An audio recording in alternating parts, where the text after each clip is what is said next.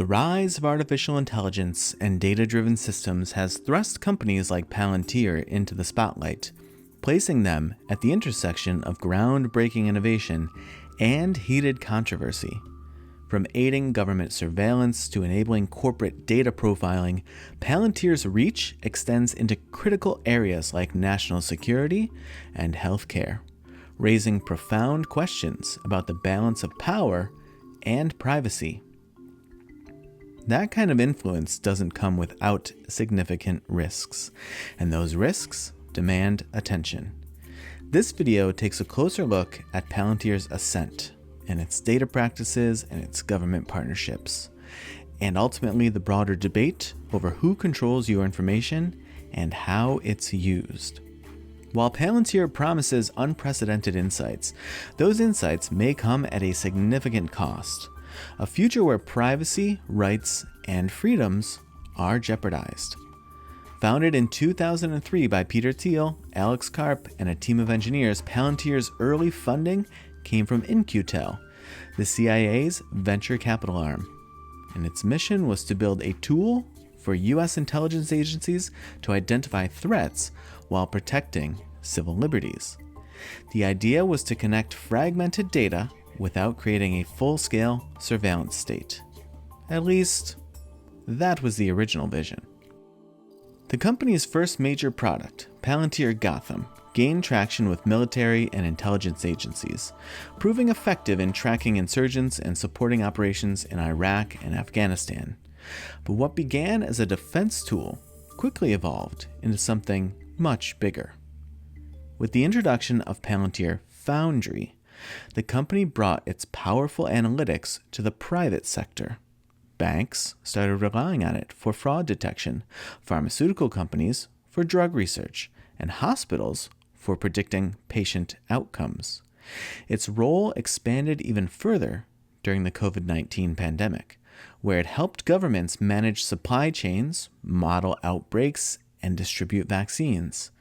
A company once focused on counterterrorism was now embedded in public health. Palantir's success hinges on a bold promise. Give us your data, and we'll uncover the truth. But what happens when one company holds the key to so much truth? Palantir thrives on data. The more it has, the more powerful it becomes. It doesn't just store or organize information, it integrates, analyzes, and visualizes it to help clients act. However, this centralization of data sparks serious ethical concerns. Many of its contracts, particularly in healthcare and law enforcement, involve handling deeply personal information, financial records, medical histories, social media activity, and even biometric data like facial scans. Critics have labeled this a data grab. While Palantir insists it doesn't own the data it processes, critics argue that the public often remains unaware of its actual role in such intricate systems. The bigger issue lies in how the data can be used for profiling, predictive policing, or targeted actions. These practices are rife with the potential for bias, inequity, and abuse. A glaring problem is the lack of transparency. Palantir's algorithms operate within what critics call a black box. Their processes remain proprietary, meaning the public doesn't get to see how decisions, some of them life-altering, are made. Whether it's determining medical treatment or influencing criminal investigations, that level of opacity is troubling. And when errors occur, who is held accountable? Palantir's most controversial partnerships have been with government agencies including the Department of Defense, the NSA, and Immigration and Customs Enforcement, or ICE. Since 2014, Palantir has provided ICE with tools like the Falcon platform, which enables extensive data sharing across agencies. This technology has fueled aggressive immigration enforcement practices, prompting backlash from activists and protests across the country, and even pushback from tech workers. Groups like the ACLU have raised serious concerns about Palantir's role in family separations and the broader impact on marginalized communities. The company defends these contracts, asserting it merely provides technology and that policy decisions rest with the government. However, the very tools provided inevitably shape those decisions.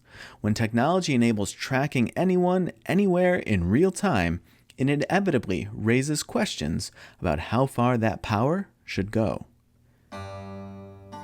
Palantir's influence also extends deep into military operations and intelligence. It's involved in nuclear modernization projects and other critical defense initiatives, which raises questions about privatizing state power. When tools of war and surveillance are controlled by private companies, oversight risks being replaced by unchecked corporate influence can be a real problem. Given Palantir's global operations, the implications extend far beyond U.S. borders. This trend, the rise of companies like Palantir, reflects a larger issue. Data has become the world's most valuable resource, yet regulations have not kept up.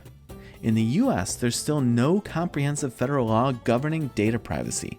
Instead, outdated piecemeal policies attempt to address a rapidly evolving landscape.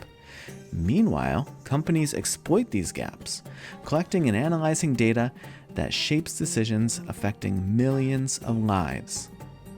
Some progress is being made. The European Union's GDPR has set new standards for data protection, and California's CCPA is pushing similar conversations in the US. But these efforts are just the beginning. We need stronger policies, clear rules about what data can be collected, who can access it, and how long it can be stored. Algorithmic transparency is critical, especially when these systems are used in areas like law enforcement or healthcare. We need to rethink how data ownership works. Should companies profit from personal information without consent or compensation? Should individuals have the right to control their own data, view it, delete it, or transfer it?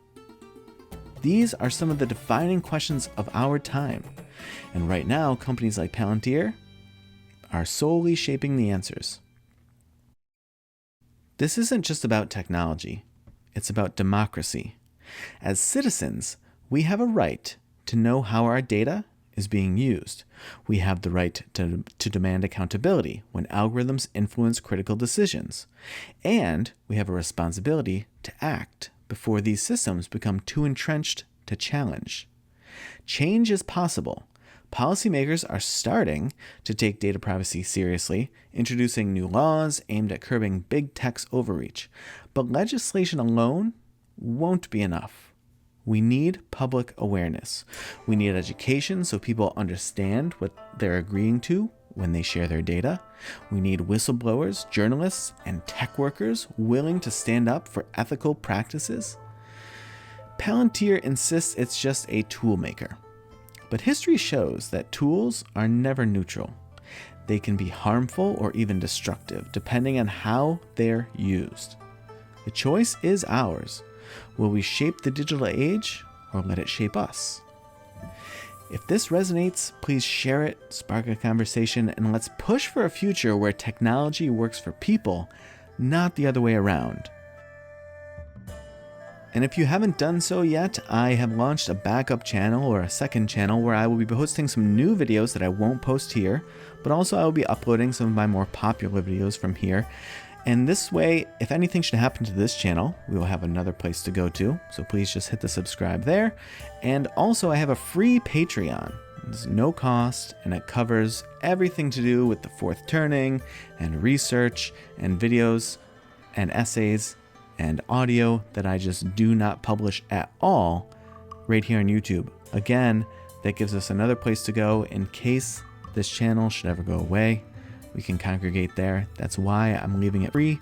And of course, because it's on Patreon, it is ad-free as well. So please click the link in my bio and just sign up there or join there. There's no cost to you. All right, folks, I will see you in the next one.